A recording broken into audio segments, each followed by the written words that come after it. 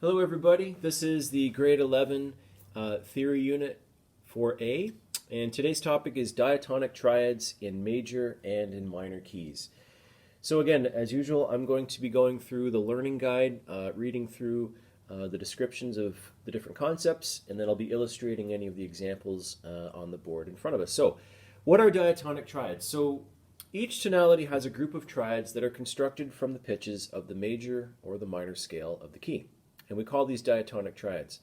Important to note, again, diatonic means of the key, so we won't be altering any of the pitches with the exception of the minor scales, and we'll talk about that in a minute. But everything else will be, in relation to the key that we're in. So when we do this, a pattern of major, minor, diminished, and augmented triads is created for both the major scale and the harmonic minor scale. And that's, again, the only time we'll be altering, because we would refer to the harmonic minor scale for the minor triad key. So these two patterns will tell you what type of triad will always fall on any degree of a major or a harmonic minor scale.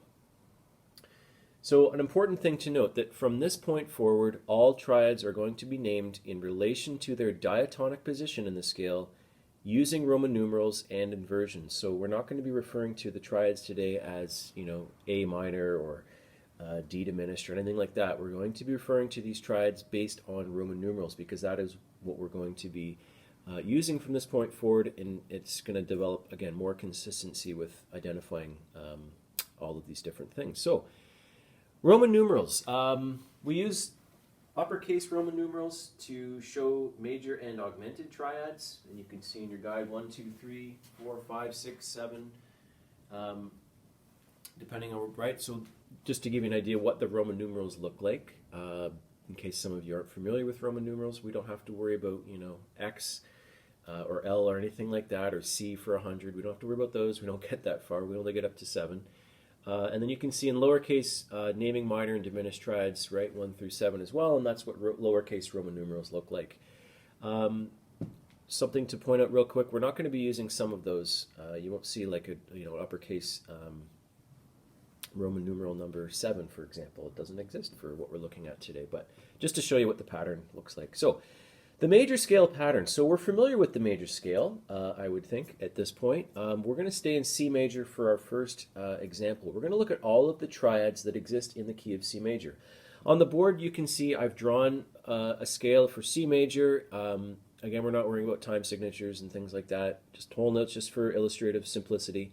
The key signature is there already. We all know that C major doesn't have a key signature. So all triads are going to be based on, again, a major scale or a minor scale. So in the major scale, what I've got here in front, so in addition to the scale, you can also think of these notes as the root note for the triads that we're going to be building on each degree of the major scale. You can make triads on any of the scale degrees, and that's what we're about to do. And the same pattern applies for what we learned last week about having a root, a third, and a fifth. Again, we're all staying in root position for now. But basically, we need a third and a fifth. So for the first one, if we're in the C major, the tonic is C. I need a third above a C, which is going to be an E. And again, because we're in the key of C major and we've already taken care of a key signature, we're not actually going to be altering any of the we don't need to worry about accidentals or changing pitches or anything. We've already addressed that with our key signature. So I need a fifth as well. So there's a C triad. Well, I'm going to do the same thing starting on the supertonic, or D. I'm going to draw a third, and I'm going to draw a fifth, an F and an A. And then I'm going to do the same thing with E. I need a G and a B. We're going to use F as the next. Just keep going with the rest of these triads. And then I'm going to, it's not in your guide, but this is just a repetition of the tonic over here. So it's a duplication. So what I'm left with now is a series of triads, and you're all looking at that and thinking, okay, well, that's great. But we need to identify. We need to determine, what's taking place, because I think at a glance we can see that, well, we're not all major. There might be some minors in here. We got to think about augmented. We got to think about diminished. Like, how are these things and what's going on? Well, let's look at the first one. All triads. The initial determination of whether it's a major triad or a minor triad, or any alteration, is basically what we learned last week, and that's the root. The distance from the root to the third, as either a major third or a minor third, is going to be the first indication. So we're going to look at the first triad, C to E, that's a major third. And then we're going to look at the distance from an E to a G, that's a minor third. Well, if we go from keeping things in root position, root 3, 5, we have a major third followed by a minor third, we actually have a major triad. You can also look at it in terms of, this is a major third, right? And this is, so there's the first step, but you can also think major third, and then this would be perfect fifth, that distance from the C to the G. So this triad is actually the tonic of C major. It's a 1, and it's major. So we're using uppercase Roman numeral. I'm also going to add a plus sign to represent major, just to get us comfortable with how these things are working and what actually is being implied or being described when we use an uppercase Roman numeral. This is kind of redundant, but for now we'll just use it for now. If I look at the next triad, and for a moment think back to last year and when you're solving intervals, ignore the top note for just a moment because we're focused on the third. That's the key element that we're looking to determine if it's a major or minor to start.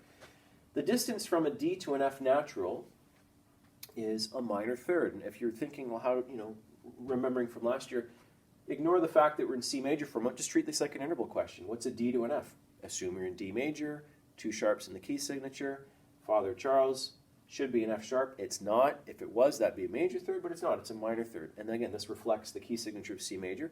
So a D to an F is a minor third. And then a D to an A, if we're thinking D major again, 2 sharps, A natural, it exists, perfect fifth. So we've got minor third, perfect fifth. So in this triad, it's actually a minor triad because of that third. And everything else is the same. So far, major scale, first triad is major, and the supertonic triad is minor. Let's look at the next one. E to G. Is that a major third? Is that a minor third? It's a minor third. So this one, and also perfect fifth. G to B, perfect fifth. The next triad we're going to look at, an F to an A. F major, if you want to think of it like that momentarily. These are all, there's different ways to look at this, but when we're using the root to the third and we ignore what the key is and we just treat these like normal interval questions every time, that's reinforcing steps and procedures we're familiar with, and then we can get a fairly quick determination of what's taking place. So an F to an A is a major third. F major is 1 flat in its key signature. It's B flat, not concerning because we don't have a B flat, so everything else is natural. So this one's actually going to subdominant is major. And again, F to a C, perfect fifth as well. We look at the next triad, starting on a G, going from a G to a B, that's a major third, a G to a D, perfect fifth. The dominant triad of a major key is a major triad. Let's look at the next one. So we'll just finish the rest of these last couple off here. So an A to a C, minor third, A to E, perfect fifth. So this is minor third, major third. This one is a minor triad. The submedian of a major scale triad is going to be minor. And let's look at the seventh one. So we have a B and we're going to a D. A B to a D is a minor third. And then we have a B going to an F natural, which is actually a diminished fifth. The other thing you can do, again, from last week, or from last lesson, going from B to a D, minor third, and then going from a D to an F is also a minor third. So we know, if we recall our patterns of thirds, minor third, diminished triad. Okay? So there's 2 ways, right? Diminished fifth, or thinking of it in stacked thirds. So we're going to do a lowercase Roman numeral, and we have to add the diminished information, or the circle to represent diminished, to distinguish it from what a normal minor triad would look like. It does have a minor third, but it also has a diminished fifth. So we have to represent that in using an additional piece of information. And then the last triad is, again, this is a repetition of what we did over here. Or we can think of it like this. Rarely would you see that, but if you want, basically that's what's taking place. The 8 is major, or that's just a repetition of the tonic. So when we create, so that's for a major scale. We didn't alter any of the pitches. It's diatonic to the key of, in this case, C major. When we do the same procedures in a minor key, it's very important that we are working from the harmonic minor key, or harmonic minor scale, rather, because if we don't, we will not be able to do, for example, classical dominant 7th resolutions a little bit later, because we need to have, we'll see why in a moment, but it creates the necessary raised 7th for the 5-1 resolution, or for the dominant resolutions. If we don't have a raised 7th in the minor key that we're in, we cannot get, for example, we're going to get to this in a moment, we can't get a dominant chord like being major. It just doesn't work, and it has to be in order for the resolution to happen. So remember to always raise the 7th degree of a minor scale by a semitone. I've already gone ahead and done that. Okay, so we learned this last year in grade 10, but right, C minor, again, minor scale. C minor has 3 flats. It's the relative minor of E flat major. So you put your flats in your key signature, and then once you've done that, find the 7th note. In this case, it was a B flat of C minor, so we need to raise that by semitone so it becomes a B natural. You absolutely have to do this, otherwise it won't work. So once we've taken care of that, it's the exact same procedure as it was up here. We're just going to start making thirds. With remembering that we must, if we come across a B, we got to make it a B natural. If it's, or sorry, come across a B flat, we have to change it to a B natural. Okay, C, E flat, G. No B flat, we don't have to change any pitches. D, F, A flat. No need to alter any pitches, don't have a B flat. E flat, G, B flat. Aha, so we got to make sure, add a natural in front of that. Let's look at the next one. F, A flat, C. G, there's another B flat, we've got to make that natural, followed by a D. A flat, C, E flat, B natural, D, F natural, and then again the repetition, C, E flat, and G. Okay? So you can see we've got our B naturals. They happen in 3 locations. In a minor scale, when you raise the 7th and you are drawing your triads, you will have it 3 times where you're going to have to alter that 7th if you're listing out all the triads. There are 3 triads that need to be altered in order to facilitate the resolutions we're going to look at. So let's identify what we've got in these triads in this minor scale. So same procedure as what we did up here. We're going to deal with the thirds to start. So going from the tonic to the third. So a C to an E flat. Well, up here it was a major third, but that was a C to an E natural. Down here, C to E flat. It's actually minor third. But a C to a G is a perfect 5th. So we have for sure a minor triad. So we're going to label that as a lowercase Roman numeral. And again, Roman numerals were represented because what we wanted to reinforce is the concept of the relationships of the triads to the key you're in. Not necessarily, so, you know, we could have said, oh, this is G major, right? This is A minor, this is B diminished. It is, but that's not going to be helpful in terms of memorizing the patterns and seeing the relationships between different keys as we move through them. So again, this is why we're using Roman numerals.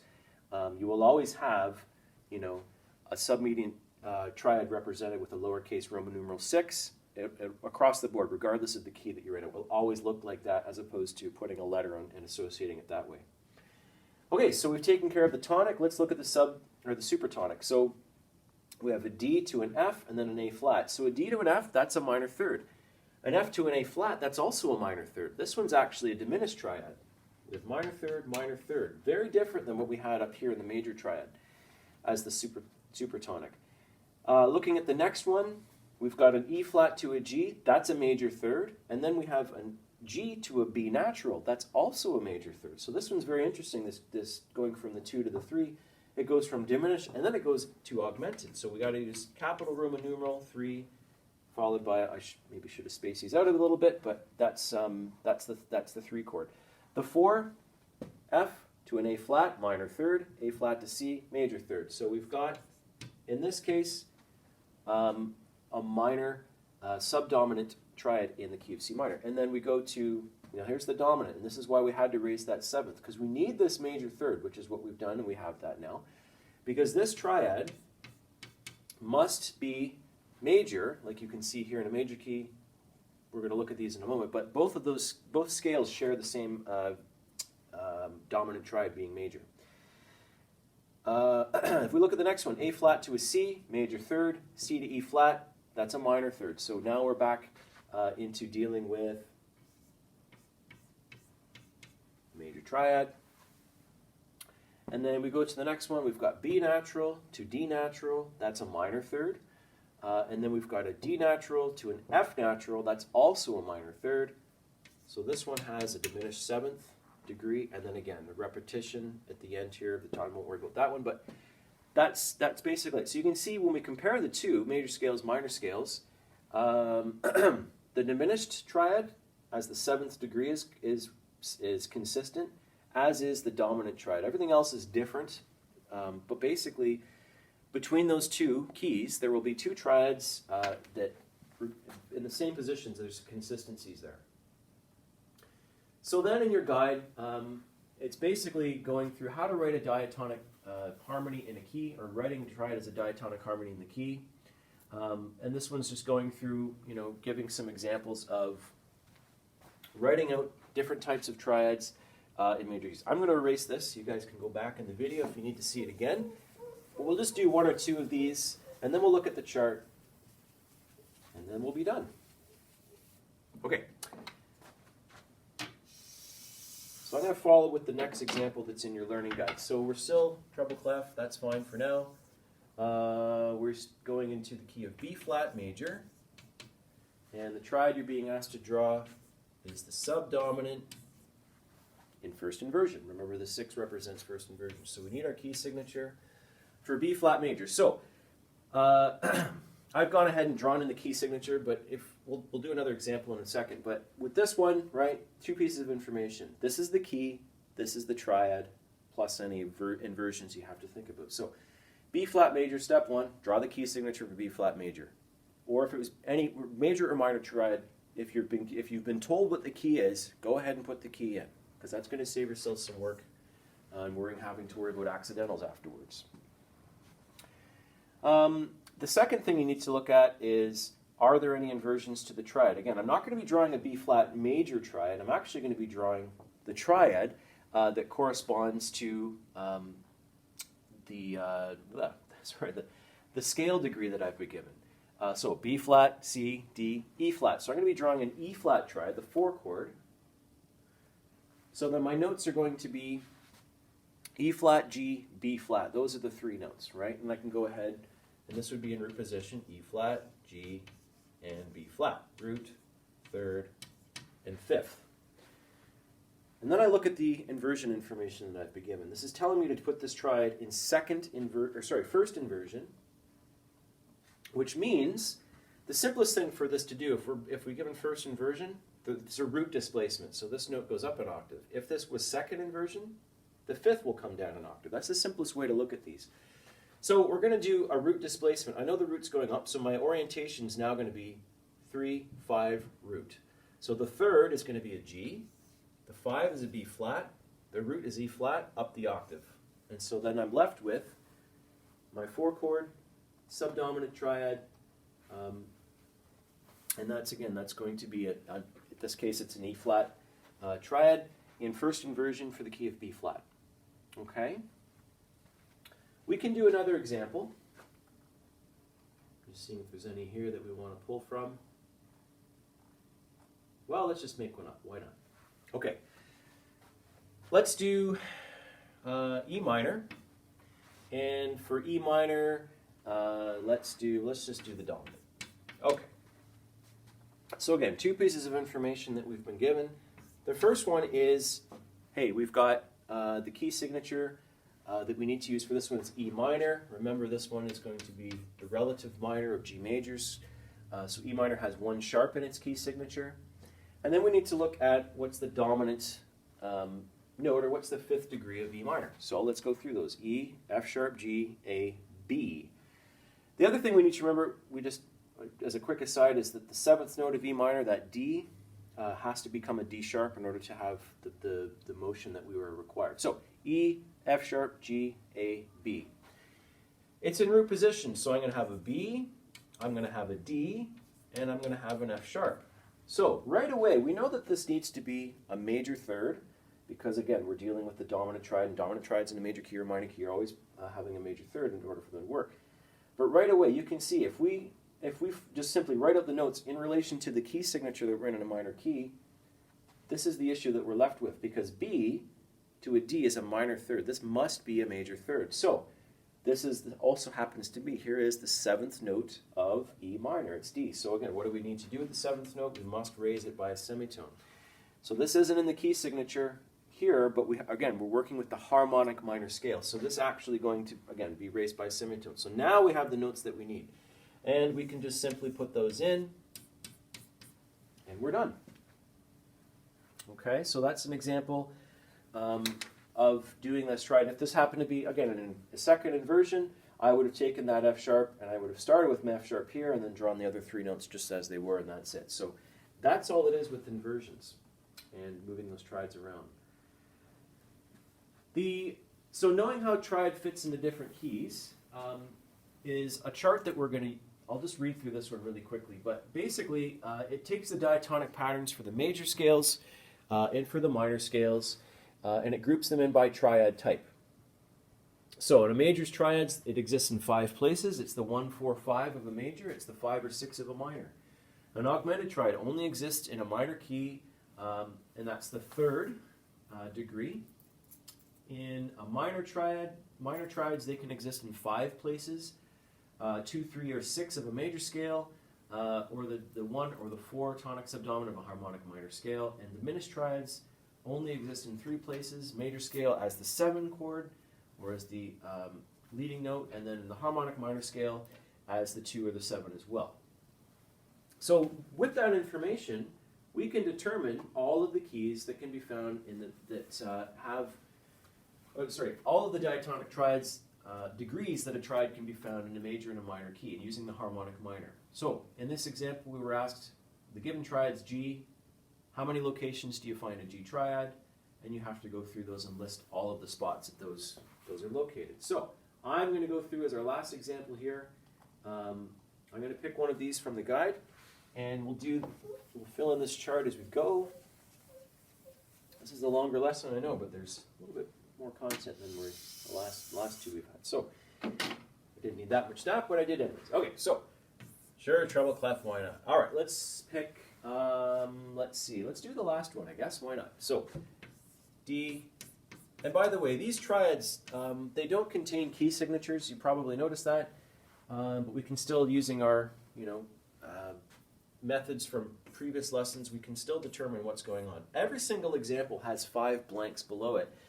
But that doesn't necessarily mean you need to fill in all 5 blanks with information. The very first thing we got to do is determine if this triad, or what this triad is that we're looking at. And we're going to focus on, is it a major triad, is it a minor triad, and then what is the tonic, or what's the root note of the triad. So the notes we have D, F sharp, and A. So we can, because we don't have a key signature, let's treat it like an interval. Bottom note, we're going to assume that's the tonic of the key. D major, because we're going to try and make it work for D major. Okay, D major, 2 sharps, Father Charles of the 2 sharps, F sharp, C sharp. A D to an F sharp, it's a major 3rd. Okay, so we have a major triad. Well, let's look at the 5th. A D to an A, perfect 5th. We can also look F sharp to an A, that's a minor 3rd. We've got a major triad, and it's a D major triad. So what we're going to be doing now is determining all of the locations. I'm going to put in brackets 1 that this triad can exist. We've identified what it is. And we know that because it's a major triad, it's definitely going to exist as the 1 for a key. So I'm going to go ahead and I'm going to put that in. We just identified here as D major. So 2 pieces of information. You're going to list the scale degree that it is, and then you're also going to, in brackets, tell me what key that is. So let's look at, we know that it's in the 4 chord. We know that it exists as the 5 chord of a minor scale, and we also know that it exists as the 6 chord of a minor scale. So here again, you can just write major to help yourself remember. 5 places. So this one we actually use all 5 locations. We're going to go through all of our majors, followed by our minors, just to kind of keep things organized as we go. So we've identified it as the tonic triad of D major. Great. It's the 4 chord. It's the subdominant of what key? So a couple ways you can do this. You can think of the tone-tone, semitone pattern, and then starting at a different degree and then working your way either forwards or backwards. But if we for a moment think, okay, D as the 4th note of what major scale? Let's work our way backwards. So D, and then we're going to have a C and sharp in front of it. We're going to go down to a B, and then we're going to go to an A. And again, we're doing the reverse tone-tone, semitone pattern. So actually the key of A major has a D major triad as its 4 chord, A, B, C, D. So there we go. So we have it as the 4 chord of A major. It's the 5 chord. If we go back and think A, because we've got, and basically going to the 5, we need to increase that distance a little bit, which means we're going to go to the note that's before A. In this case, it's going to be a G. The 5 chord of G major contains this as its triad. So those are the 3 major scales in which we have those triads and where they're found in their relative scales. So now we have to worry about the minor scales. So let's look at those for a moment. So the dominant chord in a minor scale, in this case, it's going to be, so we're looking at it, right? We know it's D major triad. So it's going to be either G minor or G sharp minor. We have to factor in that sharps. Well, in the key of G minor, we're basing it on, we have to remember that it's a harmonic minor. So G minor, harmonic minor would be having 2 flats in its key signature because it'd be the relative minor of B flat major, but we also have to remember we have to raise that 7th degree by a semitone. So this one's in fact going to be just a G minor because that F sharp is actually the 7th note of that scale. Okay, so the 7th degree is raised by a semitone, and again, because it's dominant, we know that that 7th note that's raised creates the necessary harmonic movement for any resolutions that we would be potentially doing with this. So the key of G minor is also going to have that as its triad, D major. And it's also going to exist as the 6th chord of what minor scale as well? Well, if we have 2 possibilities, it could either be F sharp minor or it could be the scale of F minor. F minor has 4 flats, F sharp minor has 3 sharps. Father Charles goes with the raised 7th of F sharp being the E sharp. We don't have to worry about that in this case. But if we have F minor with 4 flats, battle ends and down, you can see we would need a flat here, and again the 7th being would be an E flat. It would have to become an E natural, but we'd still have to have an A flat. So this one can't be F minor. So it's going to have to be F sharp minor. Okay. So those are all the locations where that triad, a D major triad, 5 locations. Those are all the keys in which you would find that triad. In your guide, you've got to complete the rest of those charts, so go ahead and do those. Make sure you write the scale locations from the chart first, and then fill in the keys. So just like we've done here, right? So we've major triad, 5 places, boom, boom, boom, boom. List all the major spots, and then in brackets indicate where what the key is in that particular triad that you're going to find that. And then you're going to use MuScore, write the diatonic triads for at least 3 major keys and then 3 minor keys, and then put these in the theory Dropbox. I'm also going to ask you to submit that MuScore file as a PDF, and I would also ask you to please submit this guide sheet, the chart, in MuScore or into the Dropbox as well, and I can have a look at that. That's it, everybody. There's the diatonic triads for major and minor scales. Have a look. Any questions? We can certainly go through this and we can discuss at a later point. But thank you, everybody, and that's it for this lesson.